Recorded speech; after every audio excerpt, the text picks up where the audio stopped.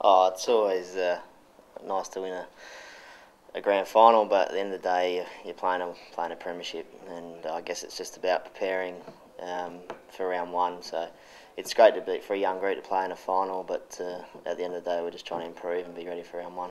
Do you get nervous before games? Yeah, I still get nervous.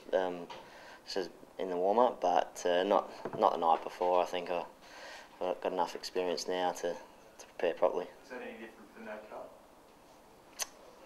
No, not really. No. Tricky said on radio last night that obviously the preparation is round one, but now you're there in the grand final. These opportunities don't come around every day, and you go flat out. Is that the mentality of the playing group? Yeah, the 25 I think that get picked we're going out there to win no matter what. It's a grand final, and we're putting our best foot forward, but we're not going to risk players that aren't ready. The 25 that play will be fit, and we're going out there to win. What did you get out of winning in 2003 beyond the Cup? Just good preparation for the season. Obviously, the season didn't end out as well as we'd like, but I think it just, for such a young group we've got now, it just brings confidence and knowing we can challenge the top teams. Have you been surprised with how well this group has done under Brenton Sanderson? It seems to be a new game plan that the guys have really taken on board pretty quickly.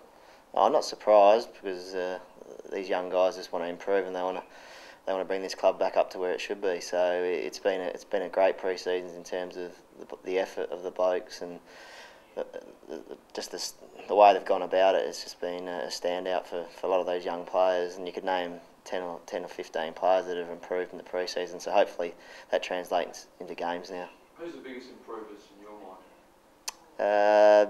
Probably, obviously, Jason Paul-Pleaser coming back from those shoulders. He's just stood out the whole pre-season. He's a new player for us.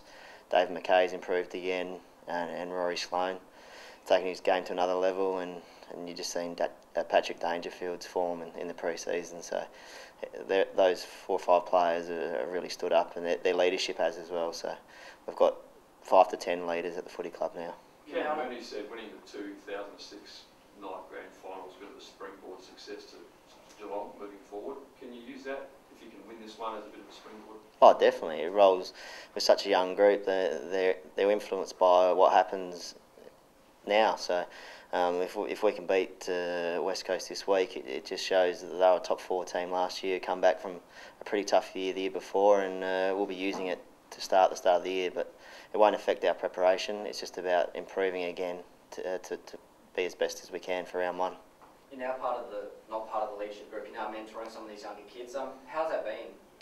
Oh, it's been a good role. I think it was time for me to step down in that sort of area. I think Sloaney and Dangerfield had really impressed pre-season and deserved the opportunity to be in the leadership group. And I mean, I've enjoyed my time in the leadership group, and I think it's time for those next blokes to come up, and I'm enjoying my role, educating and helping out the next group of players that want to be leaders.